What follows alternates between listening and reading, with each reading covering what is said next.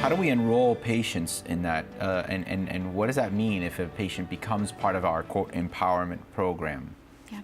So the empowerment program is basically a mental health screening program that we have at Baptist Health Primary Care. All new patients and all patients at our office for an annual or physical exam will have a 2-question screening depression questionnaire. So it starts off with questions. So it's just a questionnaire. Questions. Just Correct. as kind of as we're asking them their medication list, their allergies, they're getting questions, 2 questions that basically ask, have they felt down or depressed in the last 2 weeks? And if they screen positive with that simple 2-question screen, then we go on to a more detailed questionnaire, which is the PHQ-9 screening. And that's a little bit more detailed, elaborate questionnaire, asks similar questions as far as how patients have been feeling, if they've had, the thoughts of the suicide that we mentioned before. Right. We have that graphic as well for the questionnaire on the PHQ-9. Okay.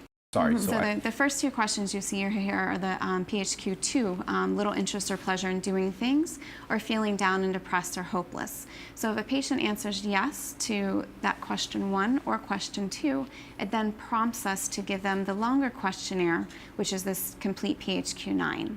This PHQ-9 is then scored, and depending on the score, and of course the patient is completing this form on their own in privacy in the exam room.